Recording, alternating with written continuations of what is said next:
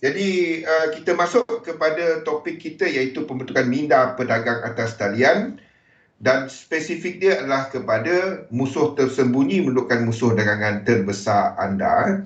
Jadi kita dah bincangkan sebelum ini semalam mengenai apa yang menjadi punca kegagalan seorang pedagang.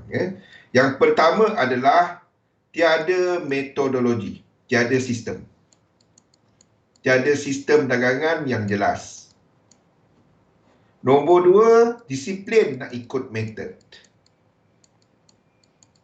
Disiplin, dia dah ada teknik tapi tak pakai pun. Bila dia depan cat, orang lain semua dah buy, benda tu pergi, dia nak tekan juga. Disiplin tak ada, kan?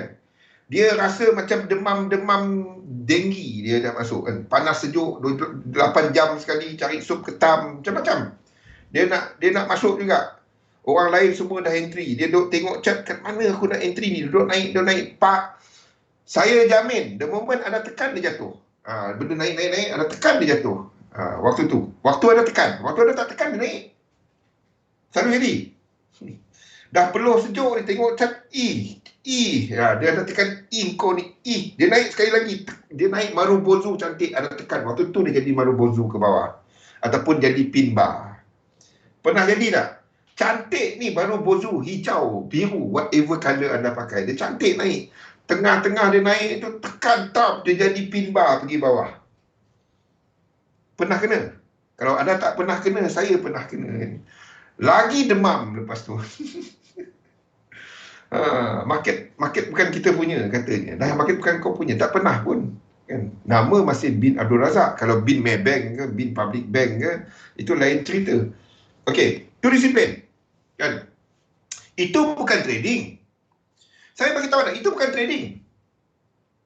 Analisa tahu dah kat atas bang, tapi dia naik saya tak tahan. Itu berjudi, simple je. Kalah judi buat kalah judi, bawa bertaubat. Itu bukan trading, itu bukan trading. Itu berjudi. Kan? Anda tak pernah buat, saya pernah buat. Okey. Nombor 3, realistik dalam objektif.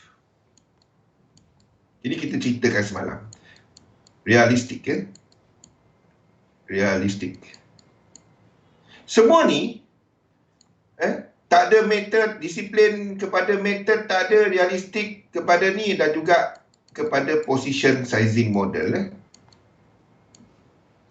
Dia berbalik biasa. Dia berbalik kepada objektif anda. Ni core dia.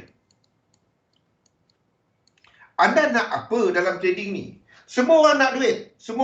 Siapa tak nak duit, kan? Johir nak duit. Mana Johir? Johir, nak duit tak? Kan?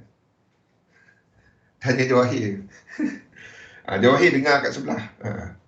Siapa tak nak duit, kan? Semua orang nak duit. Siapa yang trade tak nak duit, kan? Kenapa kau trade? Aku nak buat duit. Okey. Tapi cerita dia, semua orang nak duit. Masalahnya, majoriti yang masuk ni, dia gagal. Kenapa? Majoriti, saya boleh katakan majoriti. Kalau kat XM, 60, 70 lebih 100 kan. Bagi market kejar kita, ya. Selagi nama tak ada bin Public Bank, bin Maybank, bin JP Morgan, kan. Bin bank-bank lah belakang dia, kan. Selagi tu kita tak ada apa, kan. Semua ni balik kepada objektif. Ni di sinilah kenapa ramai yang mula sedar. Saya nampak ramai yang dah mula sedar mengenai perkataan. Dulu-dulu jarang ada nampak dekat social media perkataan drawdown. Jarang ada nampak sterling ratio. Jarang ada nampak Sharpe ratio. Sekarang ni dah ada yang dah mula buka mata. Sharpe ratio lah, sterling ratio lah, kan? Risk of ruin lah. Seronok. Saya seronok dengan benda. Saya lebih spesifik kepada benda tu sebenarnya. Bukannya market dynamic ni. Market dynamic saya dah boring dah buat dia. Tunggulah lagi ramai boleh mengajar dia, saya dah berhenti mengajar dia. Saya akan fokus kepada benda ni. Ni adalah something yang saya minat. Anda tahulah market dynamic tu ke mana. Lukis, masuk sekejap lah, curi market sekejap kan. 2-3 kali curi, okey. Kali keempat, kantoi semua. Okey. Objektif. Kenapa apa yang buat prop trading tu saya ni sebabnya bagusnya anda ada objektif jelas, number of trading days, days kan, number of entries, nampak apa dia punya target dan apa dia punya drawdown, dia jelas. Tapi bila self trade, kenapa tak buat benda-benda ni? Soalan saya, dan di situ anda tentukan anda boleh trade ke tak. Betul tak, Biket? Tanya Biket tu. Betul tak, Biket? Dengan ada benda ni, anda tahu apa yang anda perlu buat. Betul tak? Kenapa dalam trading sendiri, anda tak buat benda ni? Sebelum ni ada tak buat benda? Mana ada? Dia tahu dah untung ke? Dia tahu target dia. Yang lain-lain tu ke mana? Tak ada. Bila ada masa, aku trade. Bila tak ada masa, aku tak trade. Mana pergi days-nya? Mana pergi entries-nya? Faham? Mana pergi target dia? Tak ada. Target saja dia. Target nak buat duit dia. Nampak? Dengan saya nampak ramai yang dah mula sedar benda ni. Betul tak? Bila self trade, anda cuba buat dekat prop, whatever lah. Kenapa, soalan saya, kenapa bila buat self trading, anda tak fikir soalan yang sama? Nampak tak? Kenapa? Soalan saya, sedangkan anda membayar, ni yang peliknya, anda membayar fee untuk orang broker bagi tahu dia apa yang anda perlu buat. Nampak? Ada positif, ada tak, ada negatifnya prop trading kan? Ada positif. The thing is, anda kena tentukan adakah target yang dia bagi tu sesuai tak kepada anda. Kalau tak sesuai, anda kena cari produk lain. Faham? Tapi soalan utama saya kepada semua, kenapa anda tak berikan objektif, ni semua objektif, yang sama kepada self trade? Nampak tak? Ni benda yang saya dah ulang bertahun-tahun, sejak 2017-2016 mengenai objektif ni. Kenapa tak buat yang sama kepada yang anda trade sendiri? Dan tanya diri sendiri, number of days trading, berapa yang sesuai kepada anda, kan? Kalau dan dia kepada kaedah trading anda, sama ada anda adalah seorang scalper, seorang day trader, seorang news trader. Ini adalah short term. Okey. Ni pula kumpulan short term swing ataupun swing trader. Okey. Ni adalah position trade. Mana satu yang sesuai kepada anda? Oh, you can have, kalau anda memang banyak masa, you can do all three of this dalam satu masa. Kalau tak ada masa, anda pilih berapa masa yang diperlukan tu. Kalau tanya saya, seorang scalper, day trader dan juga seorang yang membuat news trading, lagi kecil time frame, lagi fokus kepada apa yang anda nak buat, anda perlukan lebih banyak masa. You need more than 2 hours continuous. Saya duduk 2 jam berturut-turut analisa market, bukan entry ya, saya talking about entry. Analisa market dan charts, membaca all the news every day. Every day anda akan buat yang sama. Oh, hari ni saya tak trade, hari Isnin. Hari ni saya tak trade, hari Jumaat, hari withdraw, kan? Dia tak tahu dia depo Jumaat. Hari Jumaat kita withdraw. Belakang tu dia pergi depo. Tengah malam dia entry. Lepas tu biru muka. Masuk kampung Smurf.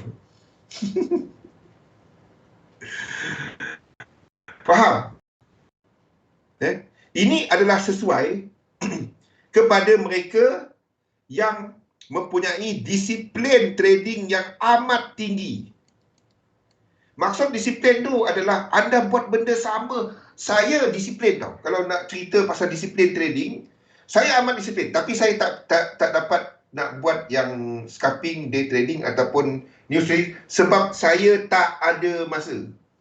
Saya banyak prepare untuk kita ni. Saya tak ada masa. Okay? I spend more than 2 hours untuk news, untuk apa semua. Chart saya tak spend terlalu banyak masa. Setengah jam. Okay? Saya cuba limitkan paling banyak 1 jam depan chart. Jangan depan chart banyak sangat. Tak payah. Yang lain-lain saya membaca dan saya prepare lah untuk next year sebenarnya. Okey. Ini sesuai kepada mereka yang disiplin. Macam mana, apa yang perlu dibuat oleh seorang scalper? Seorang scalper ni kalau tanya saya jadual untuk seorang scalper yang duduk dekat anda dekat Indonesia, dekat Malaysia, Brunei, dekat belah kita ni lah ni jadual anda. Okey, ni jadual yang saya suggestkan kepada anda. Jam 8 pagi, okey, masa New York Open tu, Tokyo Open, bacalah everything about Tokyo Open. Anda baca everything that happen masa US session. Baca everything about what happened dalam US session. Okay? Ni mungkin ambil masa 10-15 minit. Lepas tu, jangan buka chat dulu. Ni buka, bangun tidur buka chat. Baca tu. Okay. Lepas tu, barulah anda buka chat dan anda managekan position yang kalau ada position. Seperti ini anda tak ada position. Dan anda identify kepada chart anda dan anda updatekan all the drawing, sama ada support resistance, Elliott wave or whatever. Ini mungkin ambil masa anda 30 minit. Meaning ini pukul 9 pagi dah. Okay, anda identifykan kat mana anda nak masuk. Kat mana anda nak masuk market. News event apa yang anda nak masuk. Apa teknik yang anda pakai. Day trade dan juga scalping. Kat area mana yang anda akan start scalping. Okay. Pukul 9 onward, sampailah hari itu baik, anda cuba tunggu je price masuk tempat anda nak entry. Bukannya tekan scalper tu buka chart terus tekan. Itu bukannya ini macam masuk kedai beli nombor. Tekan dia masuk. Kan ambil kertas putih depan kaunter tu satu, dia tahu. Saya dengar orang bagi tahu. Dia tulis kan lucky pick, apa lucky pick. Lepas tu ini pau 4 nombor. Kau ingat aku tak tahu? Bagi tahu je. Orang bagi tahu Rosli. Saya tak tahu. Betul kan? Itu bagi mereka yang scalp. Okay? Dan anda tunggu. Tunggu sampailah price tu masuk kawasan anda. The moment price tu masuk, then anda ada 2 jam. Untuk entry tu dah letak limit order. Yes. Limit order, letak limit. Belajar guna limit order. Scalping pun guna limit order bang. Yes, guna limit order. The moment dia trigger, ada sekarang dekat phone semua nampak. The moment dia trigger, baru ada tengok. Lain daripada tu jangan tengok chart. Kecuali dia buat kerja lain. Anda katakan, okey, hari ni, ini dah jadi lain. Aku tak nak masuk. Ataupun anda buat analisa anda sekali lagi. Itu kerja seorang scalper dan day trader. Ataupun news trading. Okey. Lepas anda dah ada position, 2 jam tu memang anda monitor dia dan manage position anda. Okey. Swing trader yang sama, tapi anda akan pergi time frame yang lebih besar. Kan? Jom, lain-lain. Position trade mungkin 1 jam seminggu. 1 hari anda pergi tengok chart. Yang swing ni mungkin hari-hari, 1 kali sehari. Ada update chart anda. Mungkin kepada time frame yang lebih besar. H4 daily. Boleh. Ni jadual bagi mereka yang buat intraday. Okey. Sebelum nak cerita semua ni dulu, kan, sebelum nak cerita semua ni dulu, itu adalah masa yang anda perlukan. Bukannya tak ada masa lagi anda pergi dekat time frame kecil. Jangan. Lagi tak ada masa anda pergi time frame besar, bukannya pergi time frame kecil. Sebab lagi kecil time frame, lagi banyak benda yang anda kena tengok. Itu je. Lagi banyak lekuk dia lah, in other word.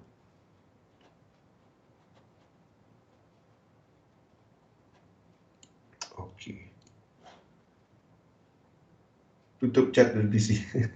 Okey, now, itu mengenai time. Time objektif. Tentukan apa yang sesuai kepada anda. Nombor 2, berapa modal? Tak ada orang boleh bagi tahu anda. Anda kena ada $100, kena ada $1,000. Macam ni. Sebab $1,000 ataupun $100, $10,000 tak mempunyai makna yang sama kepada setiap orang. Anda pergi bercakap dengan billionaire mengenai $100. Dia tanya, 100 tu nombor ke? Dia boleh tanya 100 tu nombor. Sebab itu bukan dia bermakna depo $1,000,000 dengan trading 100,000, dengan trading 100 tak sama. Tak. Kalau $1,000,000 tu tak ada makna bagi orang tu, dia boleh tekan. $1,000,000 aku ada. Tekan. Suka hati aku tak peduli duit tu. Kalau itu $1,000,000 tu kita simpan sebelum kita lahir. Kalau anda ada $1,000,000 sebelum kita lahir, tu lain. Kita simpan duit tu kan. Cukup umur 18 buka trading account kan. Tu simpanan seumur hidup. Mungkin lain maksud dia. Jadi anda tentukan makna duit. Untuk nak tentukan makna duit tu, ketahui keadaan kewangan kita. Ketahui your financial situation. Buat bajet annual, janganlah buat bajet bulan. Hai, ini bukan hobi. Bila ada duit lebih aku buat. Yes, anda kena tahu berapa duit lebih anda. Tapi jangan buat dia bulan. Anda bukannya pergi buat kerja, anda bisnes. Ini bisnes online. Ketahui annual income. Apa N jadi panjang? Annual income. Ketahui annual expenditure. Pecahkan income anda kepada jenis-jenis kategori dia. Ini pasif, ini aktif, ini miscellaneous. Entah dari mana duit tu datang. Mana tahu kan? Others lah, ini others. Jangan miscellaneous. Okey? Buat bajet. Anda nak trade duit, anda nak trade saham. Semuanya pasal mengurus. Kalau anda tak dapat mengurus financial situation, keadaan anda, kewangan anda sendiri, macam mana anda boleh trade? Macam mana nak cerita risk? Memang tak ada. Bagaimana anda berbelanja dan mengurus perbelanjaan anda, itu akan nampak dalam cara trading anda. Seriously. Kan? Anda tak dapat disiplin dengan duit. Duit tak tahan lama. Anda akan dapati trading anda pun sama. Betul ke tak apa saya sebut tu? Fikirkan. Sama je. Anda nak berubah cara trading, anda berubah cara anda mengurus duit. Tu yang saya tengah cerita ni. Kan? Mana dapat bang? Tak ada kan. Depo 1,000 buka 0.1. Iyalah. Duit kita sama, tak sama. Sebab tu cara tu tak sesuai. Faham? Tak sesuai. Makna duit tak sama pada semua orang. Okey. Expenses. Bahagikan ini kepada apa yang perlu, Apa yang anda boleh kurang, apa yang luxury. Dan kalau anda ada masalah dengan kewangan, yang perlu ni tak dapat nak buang. Yang perlu tu contohnya bagi beli makanan, minuman dan lain-lain. Itu pun anda boleh tengok boleh kurangkan kepada jenis apa makanan kan. Kalau dulu beli mi kari opah, tahu tak mi kari opah? Saya nak beli mi kari opah tu sampai nak mengamuk dah. Kan tengok orang makan, sedap. Saya nak beli sampai hari ni tak, dia out of stock. Tunggu dia live. Kan itu je, simple. Anda nak tahu anda boleh tak trading, anda boleh tak jaga risk, anda tengok keadaan kewangan anda. Kalau anda tak dapat mengurus keadaan kewangan anda, kan, duit ada, bukannya tak ada duit ada, tapi entah mana dia pergi, berarti hilang. Kadang-kadang dia tengok, kalau ada bank account ada lebih, dia allergic tengok kan. Tak boleh. Faham? Siapa yang faham-faham lah Okey, jadi anda nak berubah cara trade anda kena berubah di sini dulu. Ini tak berubah, cara trade anda sama. Anda cerita dah teknik apa pun kan. Satu kadang-kadang kan, kita trade, dah untung ni. Entah apalah anda allergic tengok duit. Dia tekan, geram aku 10 lot.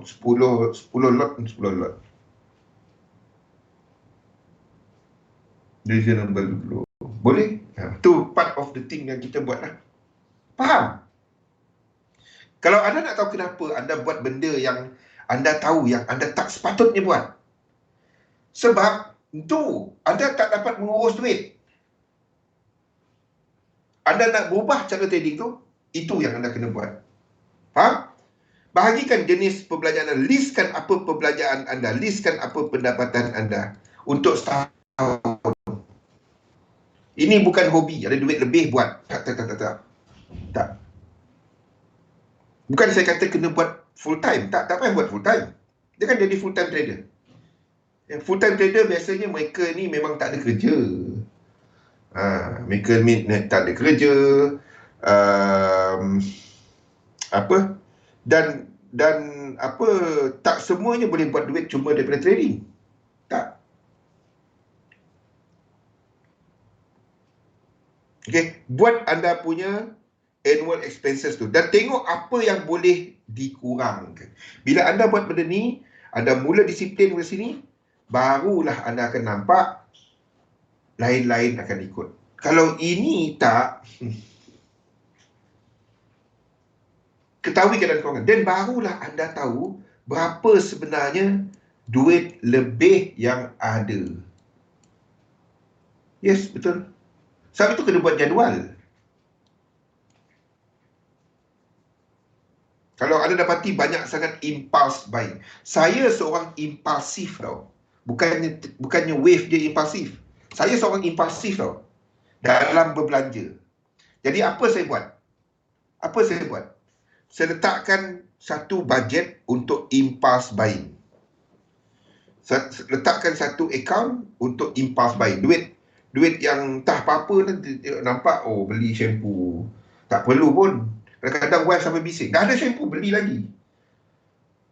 Tapi saya sediakan budget untuk cater, tapi saya cuba kontrol dia. Saya cuba untuk kontrol dia. Kalau bab makan saya tak berkira. Jadi saya letakkan itu semua dalam impulse. Ada budget dia. Kalau habis budget ni, saya tak keluar rumah. Apa kepala dah apa. Kalau saya ada masalah tu, impulse buying. Sebab saya suka shopping.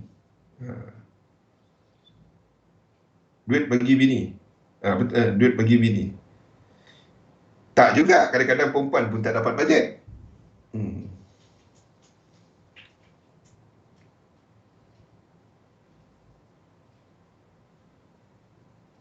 Okay.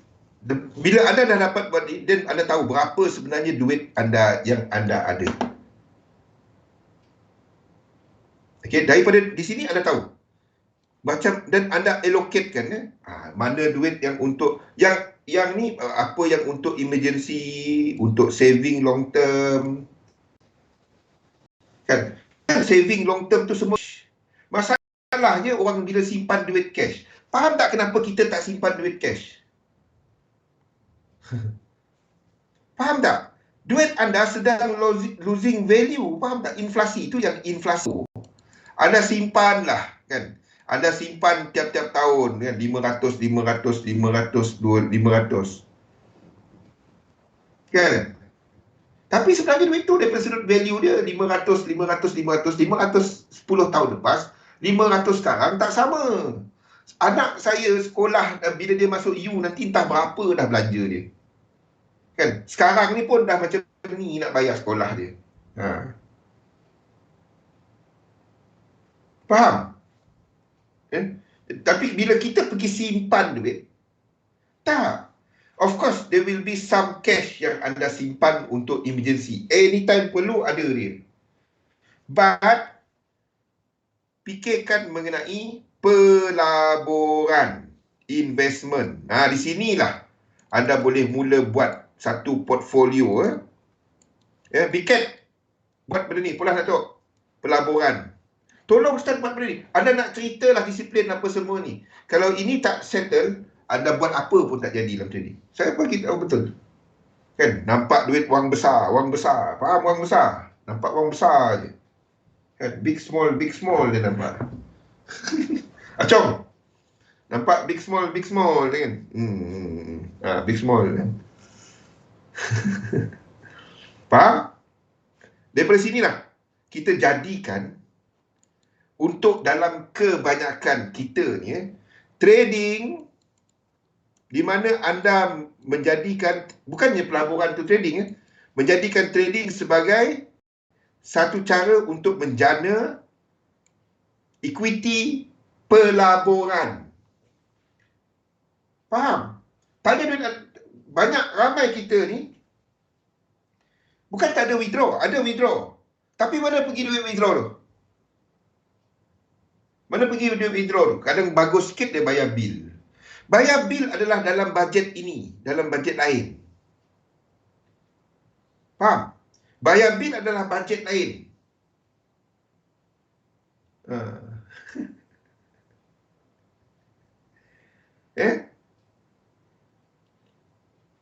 Bayar bil, anda dah budget, allocated budget dia lain. Masalahnya kalau anda duit daripada trading, bayar bil. Lepas tu, kalau anda boleh settlekan macam bil yang macam bayar rumah sekali, tu lain. Tapi kalau dia bayar untuk bayar bulan, tu lain. Itu dah bajet lain. Ni macam department ni punya bajet, pergi bayar department sana punya bajet. Tak boleh. Bukan, tak kena.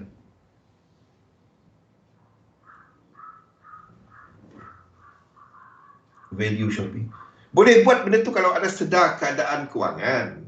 Selagi kita tak buat kita punya bajet tu, selagi itulah anda akan buat circle yang sama. Benda yang serupa. Sebab kebanyakan, majoriti orang, dia bekerja, ni kebanyakan orang lah. Majoriti, dia ada saving. Masalah dengan saving ni adalah dia losing value over time. Dan the moment dia pencen ataupun dia berhenti kerja and hidup bergantung kepada saving ni, ia akan ada satu kata, kalau dia hidup panjang, kalau tak ada support daripada family, tak sustain. Laki kat Malaysia kita ada EPF. Nak pakai iPhone, kesian. Saya kejap pikir. Saya screenshot kejap, nak boleh post kat Facebook ni kejap. Kejap pikir. Alah, pikir ni. Pikir bagus pikir ni. Dia suka perangkap diri dia. Nanti tag wife. Dah screenshot dah sikirin shot.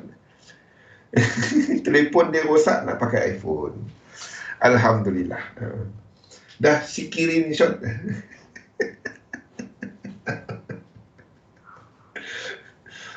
Biket. Tak apa. Boleh nanti tag. Dia suka perangkap diri dia. Saya tak faham. Ni kebanyakan orang. Boleh dikatakan 75 ke 85%. Ini bukan daripada saya, ni daripada American accountant. Apa lah. Jangan post balik. Jangan perangkap diri. Dah lah nama, letaklah nama macam Acong ke apa kan. Dia letak Big Cat Trader. Orang tahulah siapa Big Cat. Aduh. Jangan post balik. Lari. Suka perangkap diri. Mana Kimi? Kimi suka buat. Okey, ini majoriti orang. Tak ada. Don't worry. Kita sama. Set kita macam mana? Kita jaga kita. Ini yang majoriti. Yang kedua adalah dia bagus sikit. Dia pandai sikit ya. Okey. Dia ada saving dan dia ada apa? Dan dia ada some investment lah. Dia ada invest sikit lah ya. Dia bagus sikit. Dia beli mutual fund ke apa kan. Okay. Ni okey. Tapi dia punya ni tak kena. Saving dia tinggi. Investment. Ada yang memang tak ada langsung. Itu memang hancur lah. The moment dia pencen, dia tak dapat nak pencen. Dia kena kerja. Delete message. Dia tak dapat delete. Kalau dapat delete, tadi dah dia delete. Spam supaya dia naik ke atas. Bikin spam banyak-banyak supaya dia naik ke atas. Spam banyak-banyak supaya dia naik ke atas. Message tu naik ke atas. Spam A, B, C, D, E. Spam. Supaya message naik ke atas. Nampak? Kira benda ni. Power. Okay. Invest. Ni bagus sikit. Tapi dia punya kita diajar cara ni tau. Kebanyakan kita diajar cara ni ya. Saving banyak, investment sikit. Jadi kita nak buat apa ni? Nombor 3 ni. Di mana you have some saving but majority anda punya ni adalah kepada dua kategori investment kepada benda janda yang ada dalam friendlist. Aduh, pening sekejap aku. Aduh. Nanti PM tepi. Okey, investment dia. Ini investment A. Saya terangkan apa investment A dan investment B. Okey. Investment A ni duit dia terlekat kepada something yang senang nak liquidate. Contohnya macam dia pegang bond, dia beli saham untuk dividen, dia pegang something yang senang nak dijual. Satu lagi adalah dia pegang aset yang susah nak liquidate tanah, rumah, klasik car. Itu adalah platform lama boleh delete, sekarang tak boleh. Itulah. Sekarang tak boleh, dulu boleh. Saya tahu. Bikin dulu. Spam. Letak A, B, C, D. Biar naik atas. Suka jerut leher sendiri. Nasib baik Zul sekarang. Zul dulu, dia pergi screenshot betul-betul CCTV belakang senyap. Faham? Ini adalah aset yang senang liquid. Ini adalah agak susah nak liquidate. Jadi anda fikirkan Acong. Faham? Anda fikirkan duit anda pergi mana? Ataupun dah ada tak benda-benda ni? Kita diajar 10% untuk saving kan. No. That one is so 1960s, 60-an. Yang dibawa dalam ni tahun 2022 dah tahu. Konsep 10% tu mungkin 1960. Tak kena. Kena beli Pro 2. Oh, ada kereta Pro 2 baru kan? Tak lama lagi. Oh, dekat mana? Kuching. Nanti PM tepi. Okey, faham? Rancangkan. Rancang. Ketahui berapa bajet anda. What you do is, bila anda dah tahu berapa duit anda, saya gunakan formula 80-20. 80%, okey, pergi kepada yang ini. Pergi kepada yang saving serta yang investment ini. 80%. 20% pergi kepada trading. Boleh? Start buat benda ni. Jangan semua duit, semua dia pergi letak dekat ni. Kuching. Okey. Nanti PM tepi. 20%, faham? 20% dekat trading. 80% start lah belilah something. Contoh, kalau tak juga kan, anda tak juga, pergi belajar dia dengan seperti Aiman buat tu. Ni mana Aiman? Aiman Berik dah pergi, dia terus senyap. Aiman, mana Aiman? Ada lagi tak Aiman? Beli-belilah aset macam ni. Masa ni lah membeli. Faham? Masa ni lah belilah yang benda-benda macam ni kan. Ni bukan trading. Ni yang saya selalu kongsikan tu, benda yang anda boleh simpan bertahun-tahun kan. Anda tahu dia tengah price macam ni. Kita cerita benda ni dari sini. Bukannya hari ni saya cerita benda ni. Dari sini. Dari sini kita cerita pasal kawasan nak beli dia. Kita cerita pasal ini. Mana dia?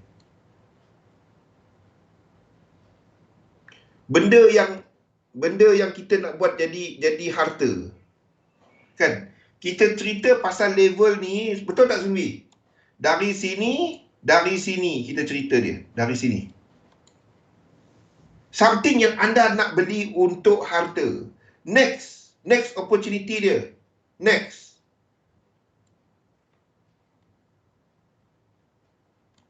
Faham?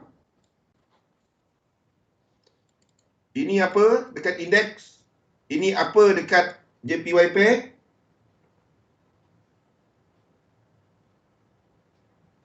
Tak faham? Boleh. Ni. Kawasan ni. Anda beli copper, berapa harga dia?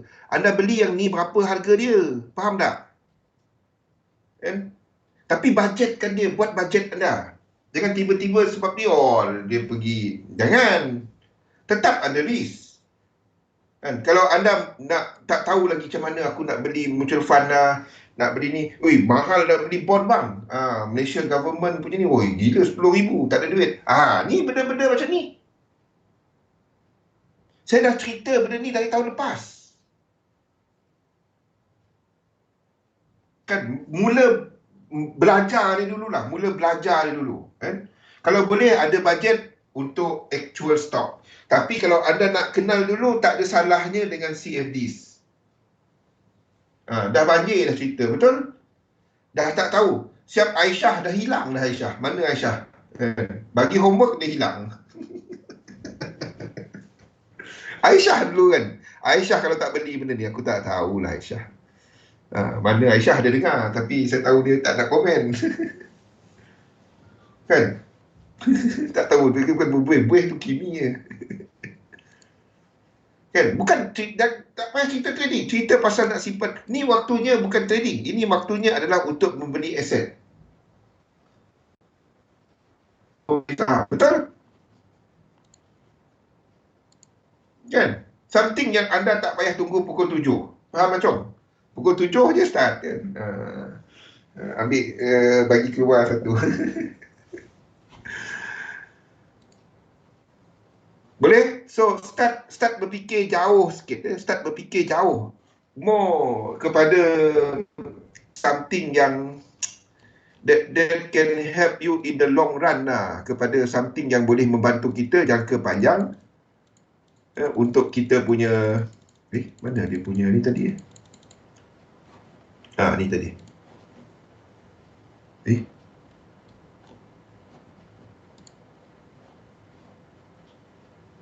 faham? Buat bajet anda untuk apa Ustaz Jebeng? Masuk Ustaz Jebeng. Apa dia?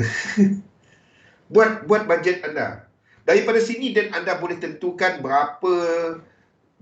tentukan objektif yang realistik.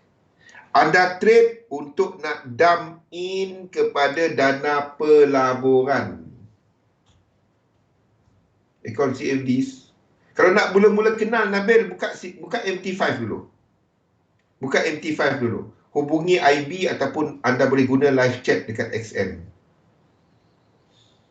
Buka MT5 je.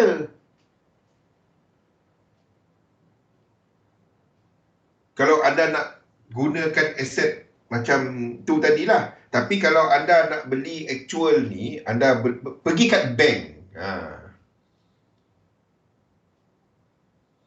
Tak adalah bimbang cat naik cat turun kan. Anda trade jadi duit, pergi beli aset. Anda jangan pergi entah apa, daripada pulangan daripada aset tu, dan anda boleh nampak anda akan naikkan anda punya passive income sampai satu tahap di mana passive income anda boleh cover expenses anda. Barulah cerita pasal financial freedom. Ini dia cuba untuk trade dapat 2,000 setiap bulan. Cover expenses bulan-bulan. Oh, financial freedom katanya. Mana ada orang trade tiap-tiap bulan dia memang untung saja? Tak ada. Tu cerita kartun semua tu. Tak ada. Tak ada cerita kartun, tak ada. Setiap bulan kau nak profit saja kan. Paul Tudor Jones pun itu ada dah nama-nama macam Paul Tudor Jones tau. Faham tak? Dah nama-nama macam Paul Tudor Jones. Kan? Untung saja Mamat tu. Gila. Mana ada? Ada bulan anda ada drawdown. Ada bulan, yang penting anda kontrol benda tu. Tak ada cerita kartun, tiap bulan, tiap hari, tiap entry, profit saja. Ada dengar orang macam tu lari? Tak ada. Saya pun ada bulan saya drawdown, ada bulan saya naik. Yang penting anda menjaga benda-benda ni. Anda seimbangkan dia. Kalau anda dengar orang cerita profit saja. Tak adanya. Tak ada cerita kartun-kartun tu Nabil. Tak ada. Faham? Sunbi. Ustaz Acong. Tak ada. Anda dengar orang cerita profit saja. Tiap bulan 20% konsisten. 10% konsisten. Kalau anda boleh buat 10% konsisten tiap bulan, 3 tahun, hubungi bank. Bagi tahu dia saya nak apply kerja, take over anda punya trading department. Saya pandai. Bagi tahu kat dia. 2 minit lagi. Alamak. Yes, Tunbi. Tu yang rebalancing. Itu yang malam tadi kan. Malam tadi end of the month flow kena pula dengan broking Fed Powell punya speech kan. Tu anda nampak kan. Bila London close kat market, macam mana dia orang punya rebalancing. Tak tengok macam mana dia, dan apa saham-saham yang dia orang keluarkan daripada reksadana tu adalah mutual fund. Bila fund managers ni dia tak beli saham tu, dia ambil saham baru. Dia akan mula accumulate saham. Jadi pasaran pun akan naik kepada sektor ataupun saham berkenaan. Fahami sebab dia orang beli. Benda-benda macam tu. So, apa yang anda nak buat adalah tingkatkan passive income anda supaya akhirnya dia cover expenses. Masa tu tak payah dah. Tak payah kerja dah. Ini tak. Setiap bulan aku nak trade dapat 2,000 setiap bulan. Mana kau profit setiap bulan? Tak ada. Itu cerita kartun semua tu. Cerita kartun. Cerita marketing. Tak ada. Kan? Minta bawa anda punya trading account tu, pergi kat bank, tunjuk kat dia. Kan? Mana trading department kau? Aku nak jadi manager kat situ. Ataupun buat apa anda pernah pergi bank pun? Itu je. Buat kerja. Tak ada orang tiap bulan trade untung saja. Tak ada. Ada masa anda akan rugi, ada masa anda untung. Yang penting anda jaga dia punya, supaya bila rugi kita cut short. Bila untung kita ride the profit. Itu je. Tapi nak buat benda tu yang payah. Nak buat benda tu, di situlah kita akan cerita mengenai position sizing model pada esok hari. Ya? Jadi fahamkan pembentukan objektif anda. Semua kita tak sama. Ya? Tolonglah buat benda-benda ni. Buat anda punya annual budget dahulu. The moment anda control financial anda, that is the time bila anda dapat nak disiplin. Nak buat benda yang realistik. Okey?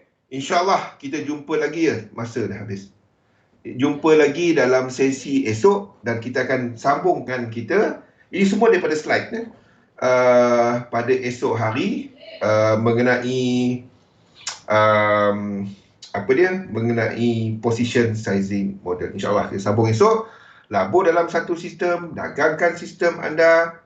Jumpa lagi. Assalamualaikum warahmatullahi wabarakatuh. Terima kasih semua.